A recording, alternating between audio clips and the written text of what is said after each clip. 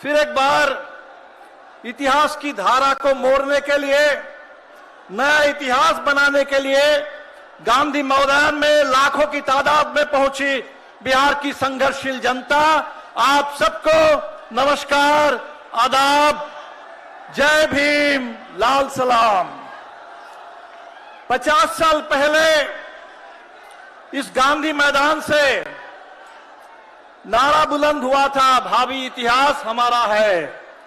आज फिर एक बार ये कहने के लिए हम यहां पहुंचे हैं, लोकतंत्र, संविधान, देश बचाने का नारा है, भावी इतिहास हमारा है। ये ऐलान करने के लिए हम यहां पहुंचे हैं।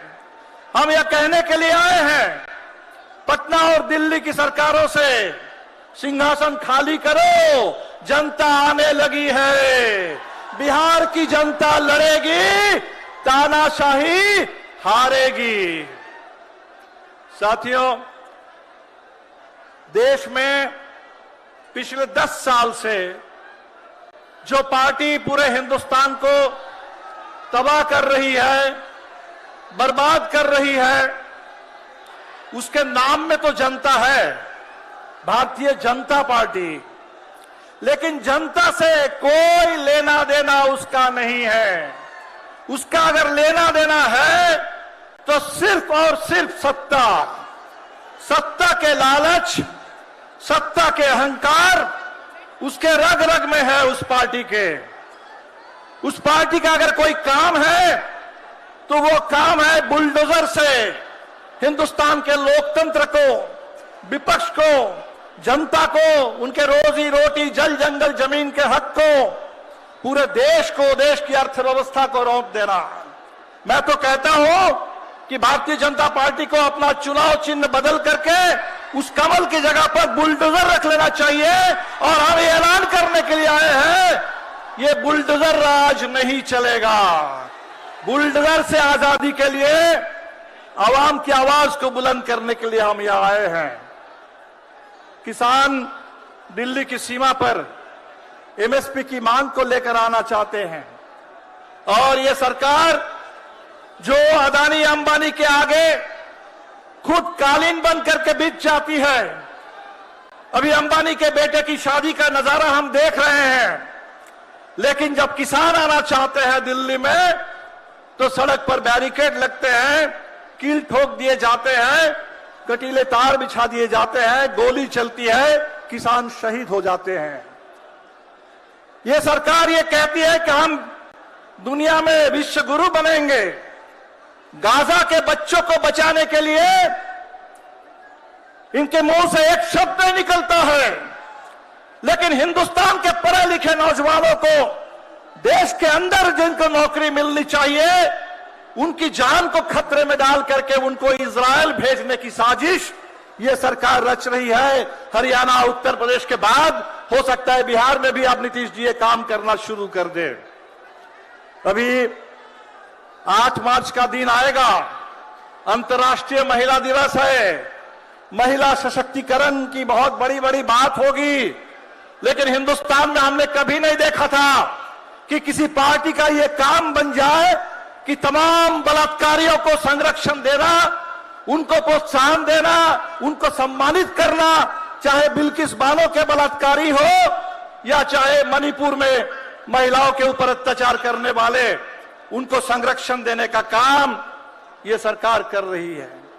और इसीलिए साथियों, हम लोग यहां आए हैं ये नारा देने के लिए, ये 24 का चुनाव ये आर पार की लड़ाई है। और इस चुनाव में बिहार ने एक बार ठान लिया, जैसे हमारे साथियों ने कहा कि 40 के 40 सीटों पर महागठबंधन की जीत का पूरा झंडा गाड़ देंगे, तो निश्चित तौर पर दिल्ली से इस सरकार का सफाया होगा। साथियों, बिहार में एक एजेंडा बन रहा था। पूरे बिहार में आपने देखा 2020 के विधानसभा चुनाव में जब हम लोगों ने कहा कि बिहार के नौजवानों को पक्की नौकरी मिलेगी, तो उस समय नीतीश जी मजाक उड़ा रहे थे। लेकिन इस बार जब नीतीश जी इस तरफ आए थे कुछ समय के लिए, जब हम लोगों को मौका मिला तो आपने देखा कि बिहार के अंदर न सिर्फ जातीय जनगणना हुई, बल्कि सामाजिक आर्थिक सर्वेक्षण हुआ, पूरे आरक्षण का विस्तार हुआ, पक्की नौकरी की मुहिम शुरू हुई और पूरे बिहार में बात यहां पहुंच गई कि नीतीश जी करीब 20 साल से विकास विकास विकास कह रहे हैं, लेकिन उस विकास के चिराग तले वहां गरीबी का घना अंधेरा है। पूरे बिहार के 2/3 लोग 10,000 से कम आमदनी पर किसी तरह जीते हैं। तो नीतीश जी ने उस समय कहा था कि 2 लाख, करीब 1 लाख परिवार को हम 2 लाख रुपए देंगे। नीतीश जी उस तरफ चले गए, लेकिन बिहार के गरीबों से हम कहेंगे गिन गिन करके वो 2 लाख रुपए उनसे लेना है।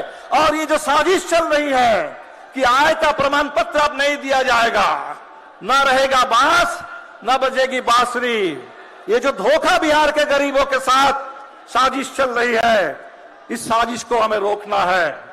तो साथियों, बिहार जो बदलने लगा था, बिहार और देश को बदलने के लिए आज जो हम इस पूरे मैदान में देख रहे हैं, लाल और हरा झंडा, लाल और हरे झंडे की ये एकता, ये दावेदारी, ये लाल और हरे झंडे की एकता और दावेदारी से ही बिहार बदलेगा और हिंदुस्तान में लोकतंत्र और संविधान सुरक्षित रहेगा।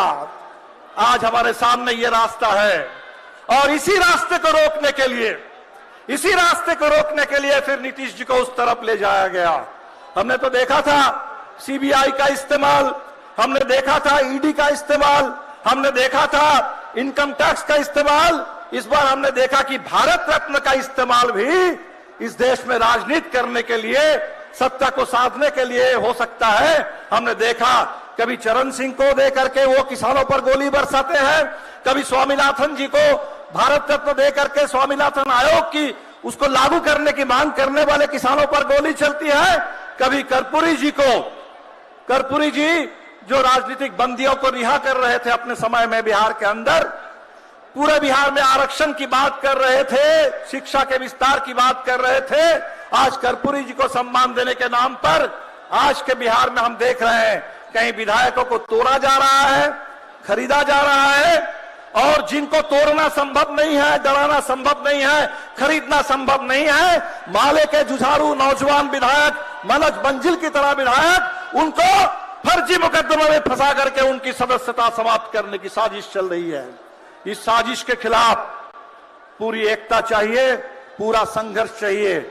मुझे पूरा भरोसा है कि आज ये जो गांधी मैदान का ये नजारा है, ये सिर्फ बिहार के लिए नहीं है, ये पूरे देश के लिए है। ये इंडिया गठबंधन जिसके बारे में ये बोलने लगे थे कि बिहार से बात चली थी और नीतीश जी मेजबानी कर रहे थे पहली बैठक की, अब तो नीतीश जी चले आए, तब इंडिया का क्या बचा?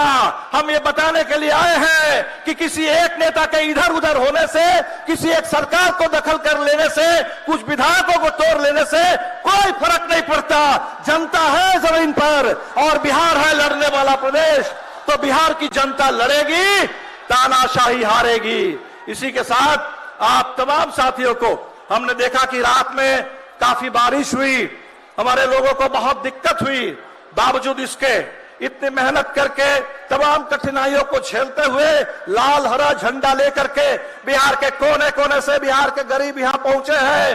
वो लाल झंडा जो मास्टर जगदीश का, राम नरेश राम का, बूटन मुसाहिर का झंडा है, वो लाल झंडा, और बिहार के अंदर कर्पूरी जी का, जयप्रकाश जी का ये जो हरा झंडा, ये दोनों की एकता आज पूरे बिहार को बदल देगी, दोनों की एकता हिंदुस्तान को बदल देगी। इसी के साथ आप तमाम साथियों का बहुत बहुत शुक्रिया। इनकलाब जिंदाबाद, महागठबंधन जिंदाबाद। न्याय का हक मिलने तक।